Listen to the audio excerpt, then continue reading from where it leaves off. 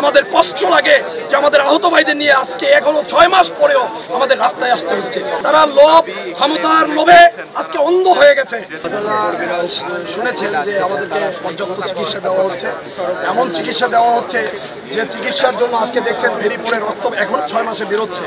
আমার সহযোদ্ধা ভাইরা রাস্তায় আসতে বাধ্য হয়েছে। আপনি জানেন যে গত 6 মাস পরেও আমার আহত যোদ্ধা ভাইয়েরা, শহীদ পরিবারের ফ্যামিলি আজকেও আপনার প্রেস ক্লাবের সামনে আপনার অবস্থান কর্মসূচি করেছিল, মানববন্ধন করেছিল আজকেও।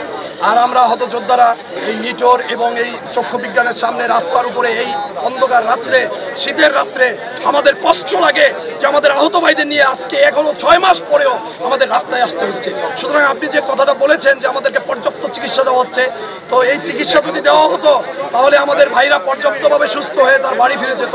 অতএব এই কথাগুলো যারা বলছেন তারা এই আহত এবং শহীদ ফ্যামিলিদের সাথে প্রতারণা করছেন।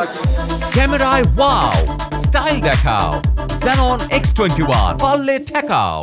আমরা মনে করি এই রাষ্ট্রেও যদি মনে করে যে আমাদের রক্তের বিনিময়ে এই রাষ্ট্র, তাহলে আমাদেরকে প্রথমেই তাদের স্বীকৃতি, পুনর্বাসন, চিকিৎসা এবং মৌলিক যে অধিকারগুলো এদিকে ফিরিয়ে দেওয়া উচিত। আমরা মনে করি যে এই রাষ্ট্র আজকে গত 6 মাস হয়ে যাওয়ার পরেও আপনি দেখছেন 1 লক্ষ টাকা শহীদ জুলাই যে ফাউন্ডেশন, সেই 1 লক্ষ টাকা এখনো সবার কাছে পৌঁছতে পারে। এই ডিজিটাল যুগে, এই অনলাইন যুগে 1 লাখ টাকা যেখানে দিতে পারিনি, সেই সেবাটা কত বড় সেবা হতে পারে, কত বড় সুনামের সাথে সেই সেবাগুলো দিচ্ছে আপনারা বুঝতে পারছেন। সুতরাং আপনাদের কাছে যারা বলছে তারা লোভ, ক্ষমতার লোভে আজকে অন্ধ হয়ে গেছে। আমাদের যে অবদান, সেই অবদানগুলো তারা ভুলে গিয়েছে।